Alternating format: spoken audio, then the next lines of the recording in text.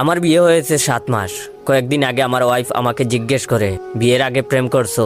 আমি না বললে ও বলে, বলো সমস্যা নাই, এক বয়সে পুলাপান প্রেম করেই, বলো সমস্যা নাই, তুমি কি কোনোদিন কারো প্রেমে পড়ো নাই?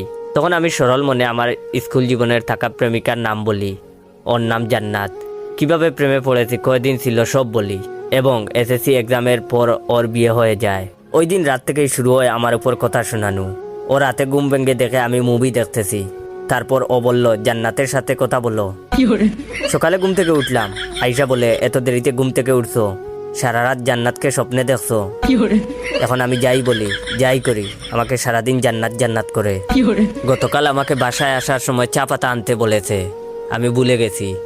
আসার পর বলে, জান্নাতের কথা ভাবতে ভাবতে ভুলে গেছো? কিছুক্ষণ আগে আমি বারান্দায় বসে আছি। আইসা বলে, তোমার কি মন খারাপ? জান্নাতের কথা কি খুব মনে পড়তেছে? এর কিছুক্ষণ পর আমি কিচেনে গিয়ে তাকে পিছন থেকে জড়িয়ে ধরলাম। উদ্দেশ্য ছিল বলবো, আর এভাবে খুঁটা দিও না, কিন্তু জড়িয়ে ধরতেই ও বলে, এত হ্যাপি কেন? জান্নাতের কথা ভাবতেছো নাকি? ওই দিন আমি এসব না বলার জন্য তাকে খুশি করতে তার পছন্দের একটা mobile iPhone 14 pro max gift করি।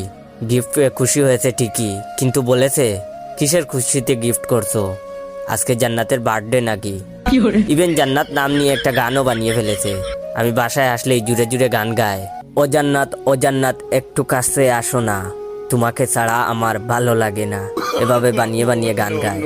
তাই বলি কি ভাই, বিয়ের পর বউরে কোনো অতীতের কথা বলবা না, নইলে আপনার অবস্থা আমার মতো হবে।